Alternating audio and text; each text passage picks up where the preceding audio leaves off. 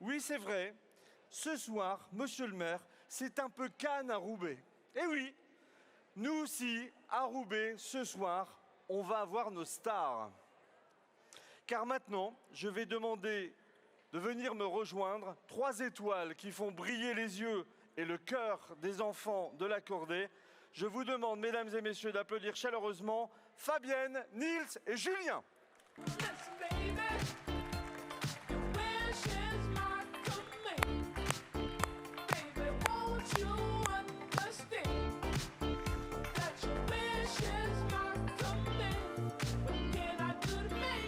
Bonjour à vous 3. Bonjour, comment ça va? Ça va. Ça va très bien. Un peu fatigué, vous avez effectivement couru le Paris-Roubaix aussi. Ça va, tout s'est bien passé? Et Fabienne a mis ses baskets. Alors la soirée va commencer. Fabienne, je vous remercie de nous accueillir, Fabienne. Vous êtes la présidente de l'accordé et je vous laisse la place et ce mot introductif. Fabienne, c'est à vous. Alors, est-ce que ça fonctionne? Ça fonctionne, vous m'entendez bien? Je vais peut-être attendre que tout le monde soit assis, parce que je vois encore plein de gens debout. Allez, prenez place, venez vous asseoir, vous qui venez d'arriver. Prenez place. Prenez place.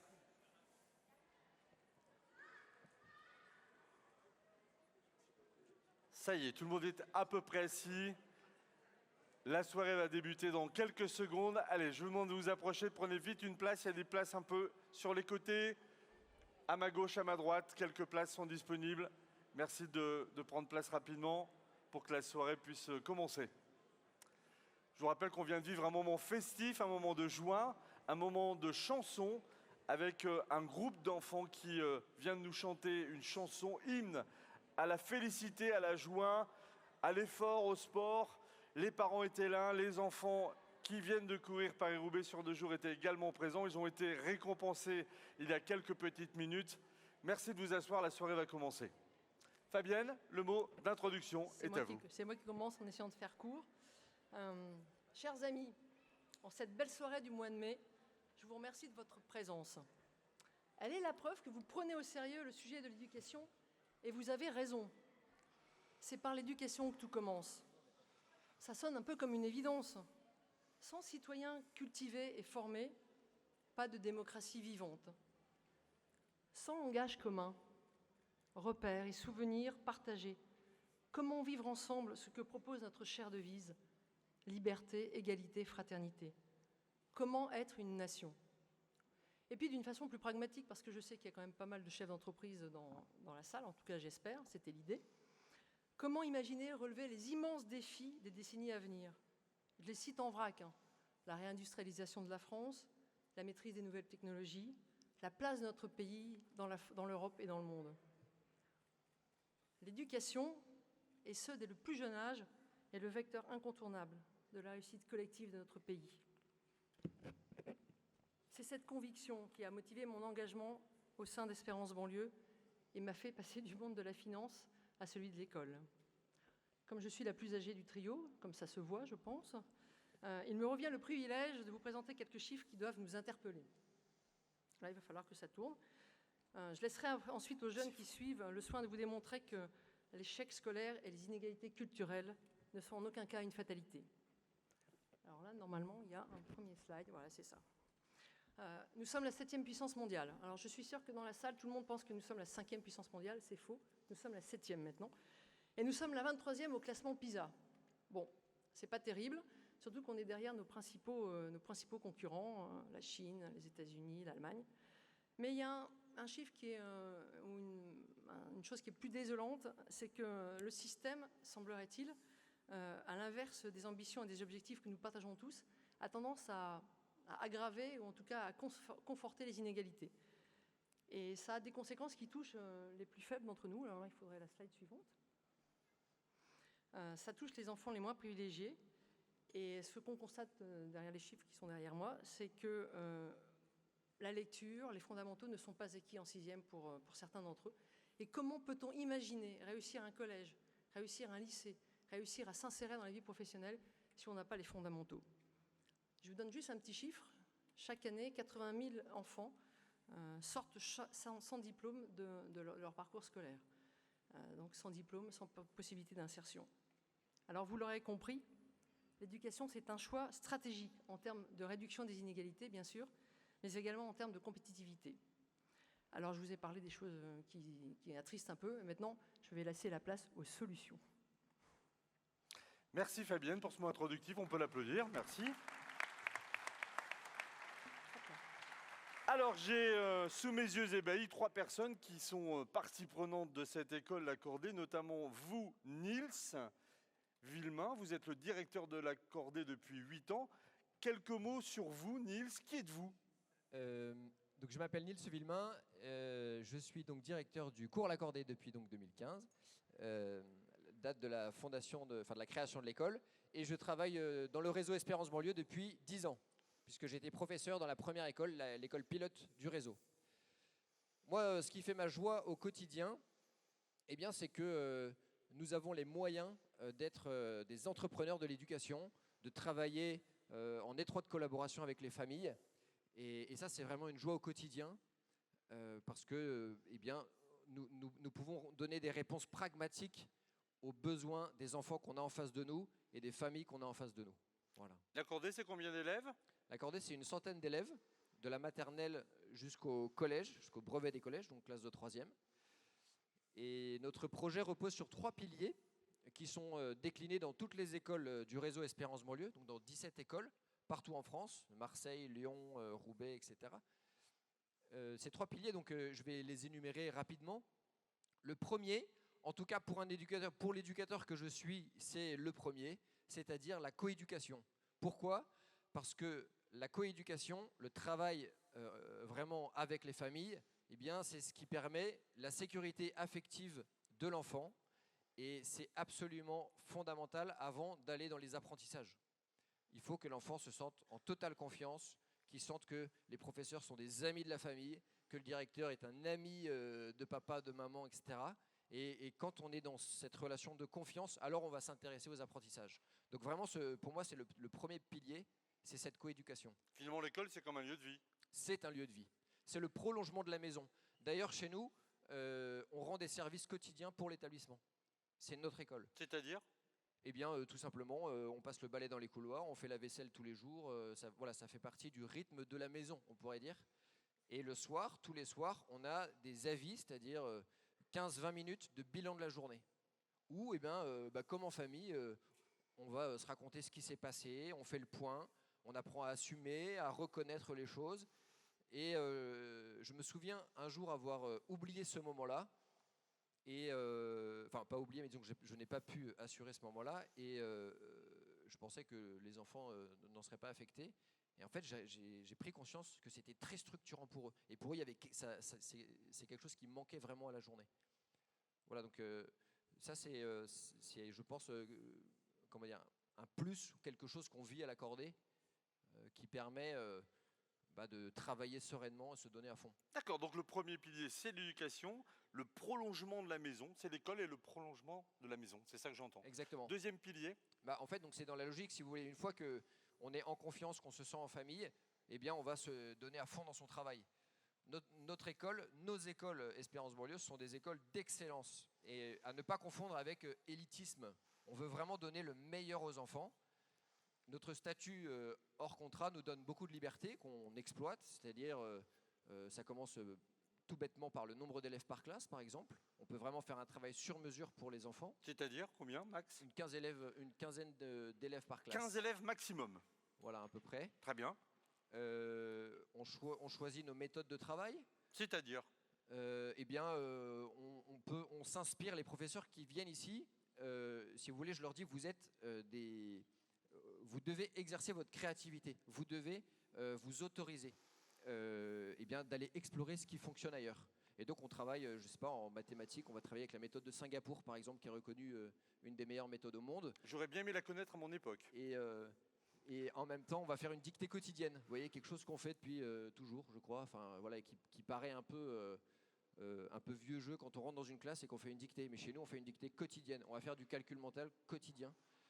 et en même temps eh bien, innover avec des pédagogies qui nous arrivent d'ailleurs. Est-ce qu'avec les écoles d'Espérance banlieue, vous échangez des bonnes pratiques sur des choses qui fonctionnent et qui peuvent être cascadées dans d'autres écoles Oui. d'Espérance banlieue? Bien sûr, on est vraiment très en lien. Hier matin, nous étions accueillis dans l'école de Compiègne pour le début de notre périple. Et on a des réunions de travail tous les 2 mois entre directeurs, directrices.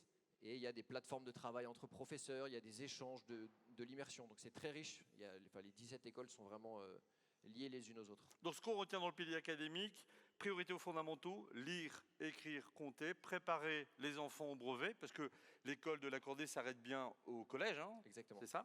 Préparer les enfants au brevet, et lecture quotidienne. Ça fait partie de l'ensemble des pratiques Ouais. auprès des élèves, c'est ça? Tout à fait. Ça, c'est le deuxième pilier. Le troisième pilier, Nils? Le troisième pilier, c'est la découverte et l'appropriation de la culture française ou de ce que la France a de meilleur à nous offrir. Et ça, c'est quelque chose qui est très important. L'enjeu, c'est pas tant la culture générale, j'allais dire. En fait, l'enjeu, c'est de vivre une vraie fraternité. Et pour vivre une vraie fraternité, il faut qu'on ait des références communes. Et ces références communes, eh bien, c'est ce que la France nous offre. C'est la gastronomie, c'est une langue, c'est 1000 choses. Et là, on a pu se régaler pendant ces 2 jours. Entre Paris et Roubaix, on a vu des paysages, on a discuté avec des gens, etc. Et voilà, c'est vraiment ce qu'on veut offrir, si vous voulez, aux élèves comme cadeau. D'accord, donc j'entends aimer son pays, être bien en France, vivre une fraternité, le partage avant tout, c'est ça? Le vécu et le partage de Exactement. ce vécu, c'est ça? Il y a quelque chose qui, moi, m'a surpris d'ailleurs, hein. J'ai eu la chance de venir un lundi. Alors, le lundi, il y a le lever des drapeaux. Oui, tous les lundis matins, donc à 8h30 pile, nous avons un rassemblement avec tous les enfants, donc une centaine d'élèves. Tous dans la cour, hein, tous c'est dans ça? la cour. Ouais, oui. Alors c'est un peu dur, c'est plus dur le lundi matin à 8h30 que le vendredi à 4h30. C'est ça. Mais on est tous en silence, voilà. Et donc si vous voulez, c'est un moment de cohésion. On se dit le bonjour, on se souhaite la bonne journée. On lance la devise du collège et du primaire et du collège. Et puis je prends quelques minutes pour raconter l'histoire d'une personne inspirante. C'est ça. Qui fait partie de l'histoire de France ou pas? Exactement. Ou de l'actualité peut-être? Alors j'essaye de choisir des personnes, des gens du Nord, oui, des personnes françaises, hommes, femmes, tout type de profil, qui ont ce trait commun de nous inspirer. Alors après, on fait une grande affiche, après on fait une petite vidéo, etc. Enfin, on essaye d'exploiter ça. Mais l'idée, c'est que les enfants se disent, ces gens-là, ils ont fait des choses incroyables. Moi aussi, je vais faire quelque chose d'incroyable. Et ce que vous faites est assez incroyable, on peut l'applaudir aussi. Moi, je trouve ça sympa. C'est nouveau, mais j'aime bien. Lancement de semaine, oui, tous ensemble dans la cour, jamais vu. Alors, Nils, pour finir, 3 objectifs à atteindre. Votre cap, c'est quoi? 3 objectifs pour l'accorder. Premier objectif, dépasser l'individualisme. Oui, on pourrait dire ça, vivre une vraie fraternité. Et que ça ne soit pas juste un vœu pieux ou quelque chose d'écrit sur les frontons, mais qu'on ne vit pas réellement. Vous faites la différence entre individualisme et communautarisme. N'aimer que ceux qui nous ressemblent, c'est ça? Donc vous, l'idée, c'est plutôt le respect. Il n'y a pas d'opposition, si vous voulez. La famille, c'est une communauté. Nos convictions personnelles, religieuses, etc., c'est quelque chose qui nous nourrit, si vous voulez. Mais on ne va pas se réduire à ça. Ce qui fait notre personnalité, la richesse, si vous voulez, c'est un ensemble d'héritages différents dont la France fait partie de cet héritage-là. Qui est le deuxième objectif? Aimer son pays, aimer sa France, aimer ses valeurs, aimer sa culture, son histoire. C'est ça aussi le deuxième objectif? Exactement. Troisième objectif, apprendre les codes. Les codes qui sont finalement les conditions de la liberté, de leur future liberté, et ne pas être forcément assigné à une condition, sa condition de naissance. Tout est possible. C'est un peu l'esprit de l'accordé. Bien sûr, mais ça, je pense que c'est vrai pour tout enfant qui se construit. Toute personne, l'idée, c'est de grandir en liberté, d'être à l'aise avec n'importe quelle personne qu'on a en face de soi. Voilà, je crois que c'est ce qu'on veut leur transmettre. Si vous ne connaissiez pas l'accordé, vous en savez déjà un peu plus. On peut applaudir son directeur. Alors vous voyez, directeur en cuissard, hein, et il montre l'exemple. Il est exemplaire, le directeur. Il a fait du vélo. Et alors, on a ici, voilà, c'est le la dernière présentation, je comprends moi que le cadre du hors contraint de votre école vous donne une liberté pédagogique que vous utilisez pour faire progresser les élèves et développer leur confiance en eux. Tiens, prenons l'exemple, puisque vous n'êtes pas avec des lycéens, prenons l'exemple des collégiens. Vous avez certainement des enfants qui sont au collège. Qu'est-ce qu'on voit sur les collégiens? Âge pas facile, on est mal dans sa peau, toujours fatigué, collé à son portable, aux réseaux sociaux. En tant que chef du sport, on peut dire responsable du sport, prof de sport. Prof de sport. Vous êtes prof de sport et prof d'anglais, vous Julien. Sur quoi vous vous appuyez pour maintenir le réveil, maintenir leur attention? Mais avant tout, qui êtes-vous Julien? Je suis le parfait exemple de la flexibilité qu'offre une école hors contrat. Je suis papa d'une petite fille, marié, et alors je vous le dis tout de suite, un hyper émotif qui sort de 5 jours de marathon pour organiser le Paris-Roubaix et rouler 200 km. Donc je vous préviens, ça va être dur de parler des élèves sans verser une petite larme parce qu'on vient de vivre 2 jours vraiment émouvants. Bah oui. Bah oui. J'avais pas prévu de faire ça, mais le principe de base de toute façon, c'est qu'on les aime déjà. Donc ça crée forcément des émotions fortes. J'ai eu la chance de faire, moi, dans ma carrière, aussi bien sur le personnel que professionnel, des rencontres incroyables.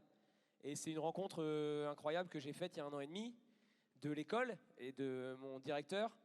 J'étais venu par accident donner mon sport. J'ai toujours fait beaucoup de sport. Je suis joueur de Ultimate Frisbee. C'est un sport collectif qui se joue mixte, auto-arbitré, même au plus haut niveau. Et l'école voulait le tester avec les élèves et a sollicité mon club. J'ai débarqué à l'école complètement par accident, chez les collégiens. Et puis, ça fait 1 an et demi et je suis pas reparti. Ah ouais. Vous êtes originaire de la région, Julien? Ouais, je suis lillois, par alliance. J'ai été responsable marketing de start-up high-tech au Canada, j'ai été urbaniste, j'ai géré des centres commerciaux, j'ai porté des appels d'offres à 500 millions d'euros. Mais de très loin, être prof à l'accordé, c'est le métier le plus difficile, mais le plus gratifiant, le plus porteur de sens que j'ai fait de ma vie.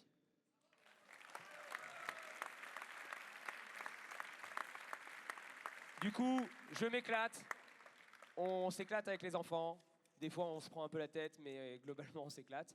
Et donc, ce qu'on fait pour les garder au collège, un élève qui s'ennuie, en fait, on l'a perdu.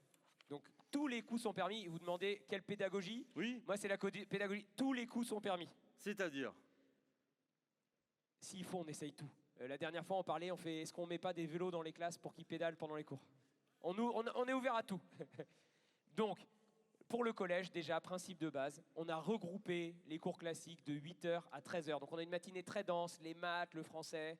Il y a un vrai, déjà, dans le goût de l'effort, on a des matinées denses, mais pour se libérer des après-midi, où là, on peut être plus créatif et on va travailler sur les activités physiques, la philosophie, travailler en équipe. On va chercher des choses différentes les après-midi. Et quand on en a parlé avec eux, on se posait la question, peut-être, est-ce qu'on regarde? Ils aiment ce côté-là. On a vraiment 2 moments dans notre journée. Et pour ce qui me concerne sur le sport, c'est un bon exemple. On travaille sur un programme qui a vraiment 2 choses complètement différentes. On a le but, nous, sur 4 ans de collège, c'est de leur faire découvrir beaucoup de sports, de les garder curieux. Donc on va découvrir une 12aine de sports qui vont les mener, c'est des bases qui vont les mener vers la pratique en club. Parce que dans les quartiers où on est, notamment quand on est une fille de 11 à 15 ans, en fait, faire du sport, c'est une exception. On ne fait pas du sport quotidiennement. Donc on va aller leur donner le goût de ces différents sports. Et puis on a 2 sports fil rouge, le Ultimate Frisbee sur un sport extrêmement collectif et le vélo qui nous amène ensemble ce soir. Pourquoi le vélo? C'est un sport individuel qui se pratique collectivement, qui est un vecteur de liberté incroyable. Donc nous, ce qu'on cherche avec le programme vélo, là c'est un sport fil rouge qu'ils vont pratiquer pendant toute leur scolarité pour aller chercher la performance, l'apprentissage, le dépassement de soi. C'est ce qu'on vient de vivre pendant 2 jours. C'est aller sortir les tripes là et penser que quand on n'en peut plus, on a les crampes, on veut s'arrêter. Je l'avais prévenu. On donne tout, on continue. Et on y va quand même.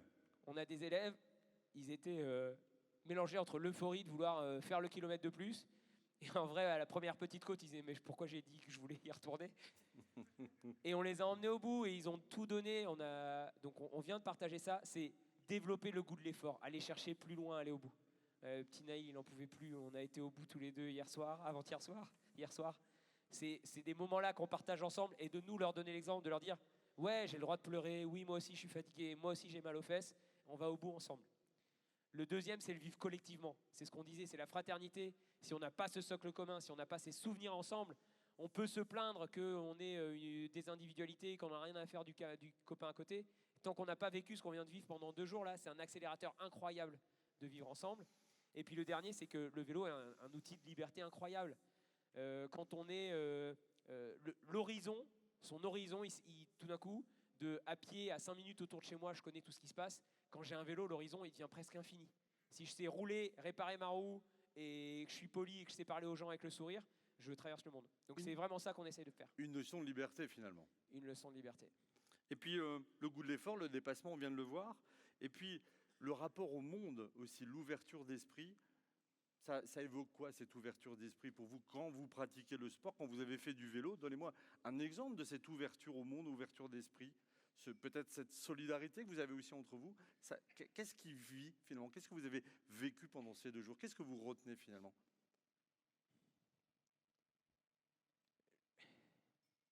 C'est presque les petits détails. On avait une équipe de 10 bénévoles. On avait en permanence 5 personnes avec eux sur la route. C'est ces échanges. C'est que les enfants ils aient accès à des gens qui ne sont pas comme eux, qui vivent des vies qui vont peut-être les rendre curieux, et des gens qu'ils n'auraient pas abordés autrement. Et là, on est ensemble sur un vélo et on partage ça. C'est des enfants qui disent « Non mais moi je ne fais pas pipi dehors, il n'y a pas moyen ». Et de dire « Bah si, en fait on fait 200 km de vélo, à un moment on va faire pipi dehors ». C'est des petits trucs tout bêtes, mais c'est la vraie vie, c'est c'est sortir de son confort. Nous, notre but, c'est justement de les garder en déséquilibre, c'est d'aller attiser leur curiosité. Cet hiver, on a fait lutte. Quand tu annonces lutte à des collégiens, ils te disent il n'y a pas moyen. Et quand 2 mois plus tard, ils disent est-ce qu'on peut sortir le tapis dans la cour pour faire lutte à la récré? Bon ben voilà, en fait, c'est des enfants. Quand tu as réussi à ouvrir la fenêtre, après, ils embarquent. Et donc là, on vient de les embarquer pendant 2 jours, mais on espérait, mais on ne pouvait pas soupçonner ce qu'ils ont donné, ce qu'ils viennent de vivre. Quand ils partent et qu'ils viennent te dire est-ce qu'on peut se faire un câlin et qu'ils disent que c'est incroyable, moi je veux bien pas dormir pendant plusieurs jours. Applaudissements.